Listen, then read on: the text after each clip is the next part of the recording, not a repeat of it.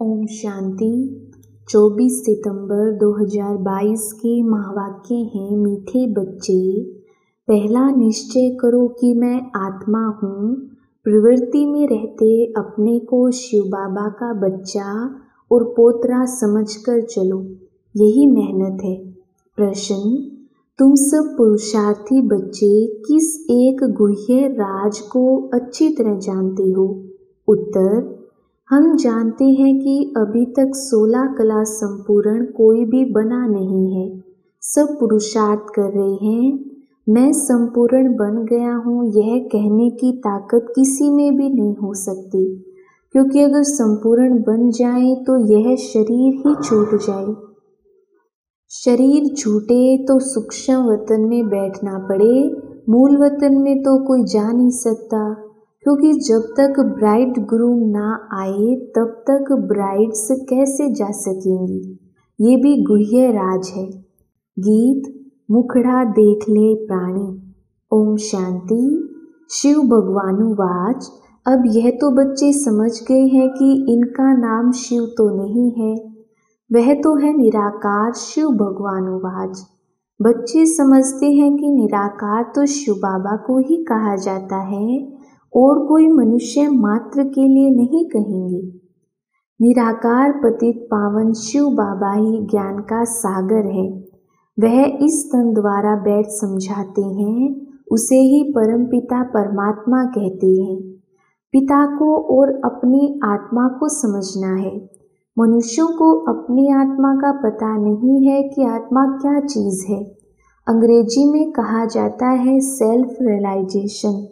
Self यानी आत्मा क्या वस्तु है। भल कहते भी हैं भ्रुकुटी के बीच में सितारा रहता है, बस सिर्फ कहने से मात्र कह देते हैं। आत्मा स्टार है, निराकार है, तो उनका बाप भी निराकार होगा। छोटा बड़ा तो हो नहीं सकता। जैसे आत्मा है वैसे परमात्मा है। वह है सुप्रीम, सबसे ऊंच से ऊंच।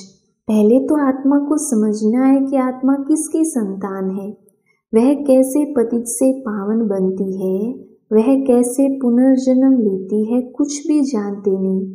पहले तो यह नॉलेज चाहिए कि आत्मा क्या वस्तु है। बाप ही आकर आत्माओं को बतलाते हैं कि आत्मा स्टार मिसल है, अति सूक्ष्म है, इन आँखों से देखा नहीं जा सकता। देखने के लिए दिव्य दृष्टि चाहिए।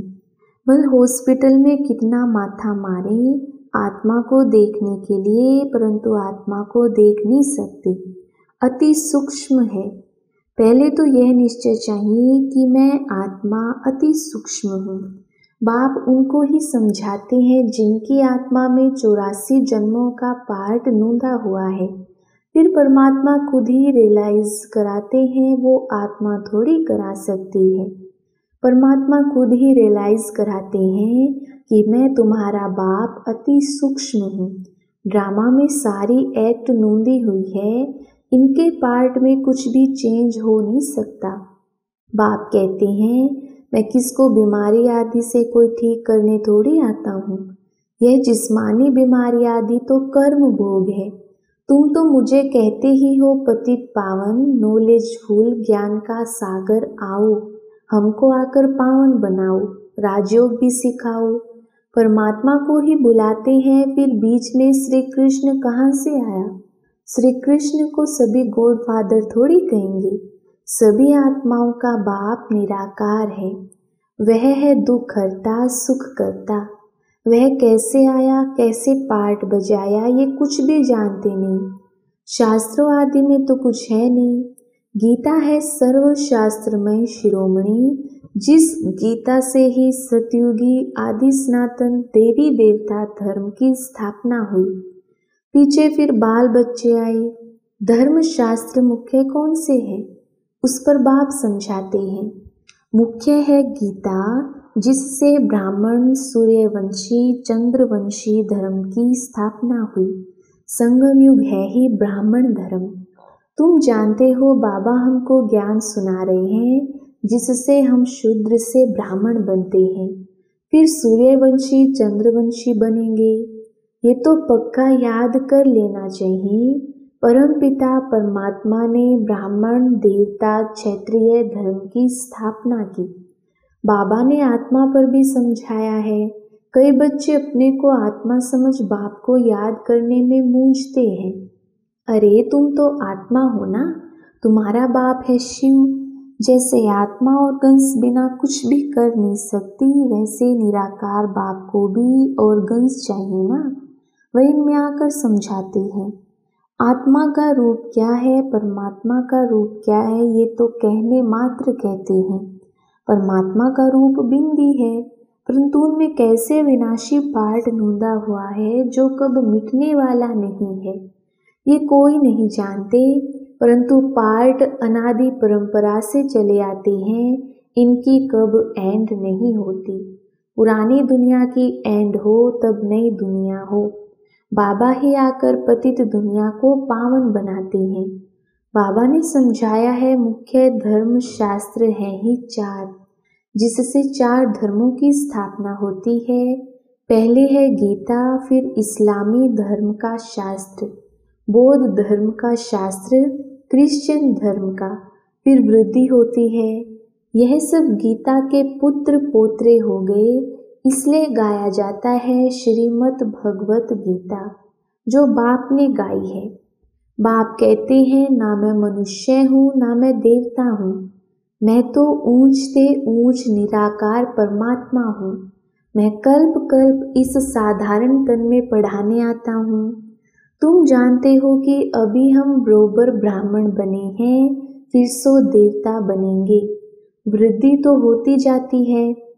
हाँ, कोई बीके बनना मासी का घर नहीं है। समझाया जाता है कि गृहस्थ व्यवहार में रहते अपने को शिव बाबा का बच्चा समझो। तुम शिव बाबा के पोत्रे भी हो तो बच्चे भी हो। अज्ञान काल में ऐसे नहीं कहेंगे कि मैं दादे का पोत्रा भी हूँ, बच्चा भी हूँ। तुम बच्चे दादे के हो, शिववंशी। फिर शिव बाबा एडोप्ट कर बीके बनाते हैं। वह निराकार हो गया, वह साकार हो गया। निराकार बाप के तुम बच्चे हो, फिर कहते हैं ब्रह्मा द्वारा मैं तुमको एडोप्ट करता हूँ। तो ब्रह्मा के बच्चे होने के कारण तुम मेरे पोत्रे हो। तुमको वर्षा शिव बाबा से मिलता है। बाकी धर्म शास्त्र उसको कहा जाता है जिससे धर्म स्थापन होता है। वेदों से कौन सा धर्म स्थापन हुआ? कुछ भी नहीं। महाभारत भी धर्म शास्त्र नहीं है, बाइबल धर्म शास्त्र है। गीता से तो देवता धर्म स्थापन हुआ। बाकी भागवत रामायण में तो दंत कथाएं लिखती है, वह तो धर्म शास्त्र नहीं है। मूल बात है कि आत्मा को समझना है। वह फिर कहते हैं कि आत्मा निर्लेप है, तो उल्टा हो गया ना। वास्तव में आत्मा ही शरीर द्वारा खाती है, वासना लेती है। दुख सुख आत्मा ही फील करती है ना। महात्मा पाप आत्मा कहा जाता है। फिर आत्मा सो परमात्मा कह दिया तो रोंग हो गया। सेंटर पर आने वाले कई बच्चों को यह भी पता नहीं है कि आत्मा क्या चीज़ है। तुम खुद कहते हो आत्मा स्टार है, उनमें ही सारा पार्ट भरा हुआ है। आत्मा अति सूक्ष्म है। आत्मा को कब देख नहीं सकते हो। हाँ, बाबा दिव्य दृष्टि से साक्षात्कार करा सकते हैं। साक्षात्कार किया फिर गुम हो जाएगा। फिर भी तुमको बुद्धि से निश्चय तो करना पड़ेगा ना कि हम आत्मा अति सूक्ष्म है। जैसे विवेकानंद का मिसाल सुनाते हैं कि उनको ज्योति का साक्षात्कार हुआ। देखा ज्योति उनसे निकलकर मेरे में समाई, परंतु ये तो साक्षात्कार हुआ, बाकी सामने की तो बात ही नहीं है। आत्मा का साक्षात्कार हुआ तो क्या? आत्मा तो तुम हो ही। कितनी फालतू महिमा लिख दी है। साक्षात्कार हुआ, अच्छा, उससे प्रारब्ध क्या है? कुछ भी नहीं। मिसला तुमको चतुर्भुज का साक्षात्कार हो तो क्या तुम लक्ष्मी नारायण बन जाएंगे क्या? एम ऑब्जेक्ट का यह सिर्फ साक्षात्कार हुआ, बाप का भी क्या साक्षात्कार होगा? जैसे आत्मा स्टार है वैसे वह भी स्टार है। दिखाते हैं अर्जुन ने कहा कि हजारों सूर्यों से जास्ती तेज है, हम सहन नहीं कर सकते। बस करो, बस करो, अब ऐसा तो कुछ भी है नहीं। आगे तो बहुतों को साक्षात्कार होता था, जो सुना हुआ था वह साक्षात्कार हो जाता है। समझते हैं हमारी मनोकामना पूरी हुई, परंतु इसमें तो कुछ भी फायदा नहीं है। बाप कहते हैं मैं राजयोग सिखाकर पतित से पावन बनाने आया हूँ, ऐसे नहीं मुर्दे में श्वास डाल दूंगा। बीमारी है तो जाओ डॉक्टर के पास, हम तो आए हैं पावन बनाने। पावन बनो तो पावन दुनिया में चलेंगे। जरूर पतित दुनिया का विनाश होगा, तब तो पावन दुनिया स्थापन होगी। महाभारत लड़ाई के बाद क्या हुआ, कुछ भी रिजल्ट दिखाते नहीं है।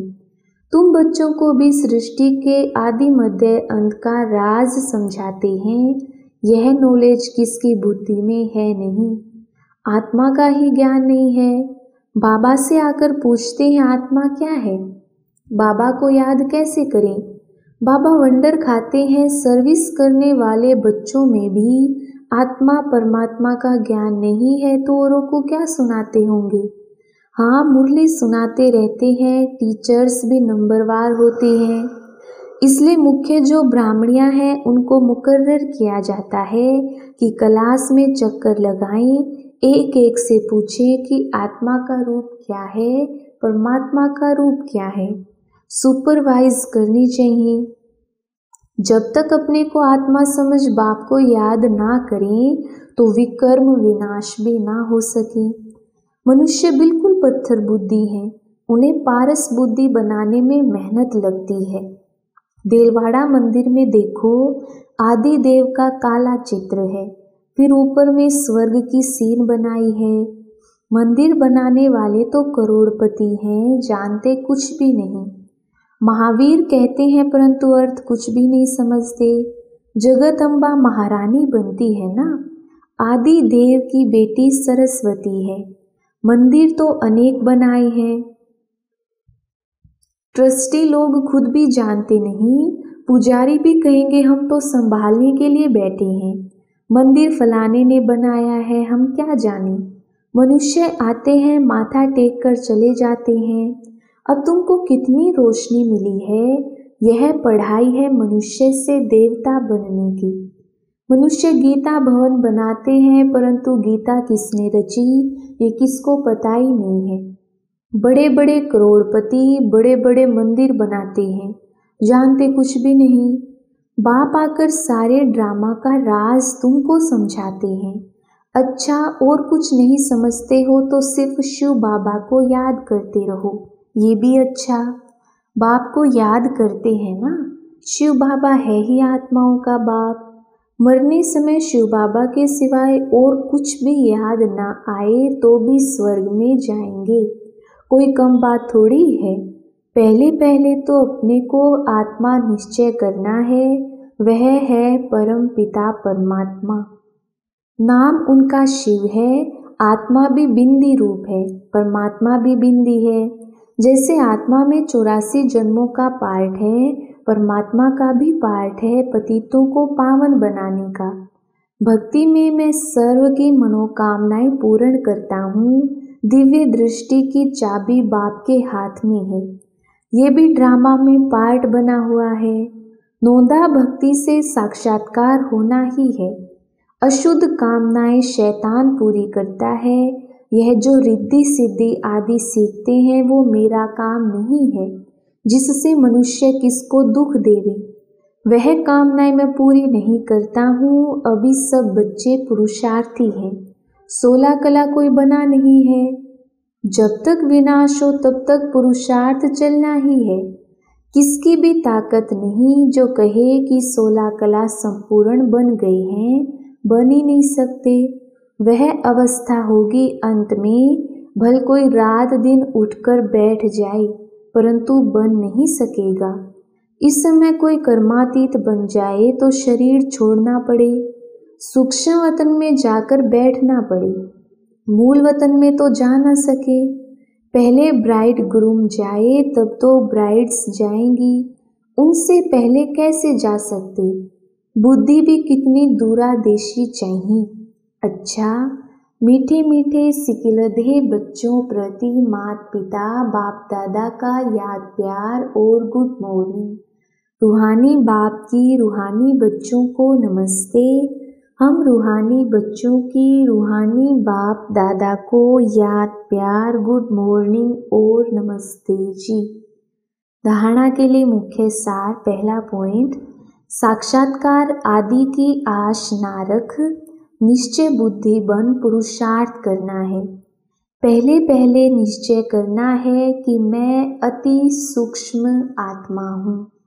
दूसरा पॉइंट, बीमारी आदि में बाप की याद में रहना है, यह भी कर्म भोग है। याद से ही आत्मा पावन बनेगी, पावन बनकर पावन दुनिया में चलना है। वरदान, ज्ञान और योग के बल द्वारा माया की शक्ति पर विजय प्राप्त करने वाले माया जीत जगत जीत भव। विस्तार, दुनिया में साइंस का भी बल है, राज्य का भी बल है और भक्ति का भी बल है, लेकिन आपके पास है ज्ञान बल और योग बल। यह सबसे श्रेष्ठ बल है। यह योग बल माया पर सदा के लिए विजयी बनाता है। इस बल के आगे माया की शक्ति कुछ भी नहीं है। माया जीत आत्माएं कभी स्वपन में भी हार नहीं खा सकती, उनके स्वपन भी शक्तिशाली होंगे। तो सदा यह स्मृति रहे कि हम योग बल वाली आत्माएं सदा विजयी हैं और विजयी रहेंगे। स्लोगन, कर्म करते कर्म के बंधनों से मुक्त रहना ही फरिश्ता बनना है। अच्छा, ओम शांति।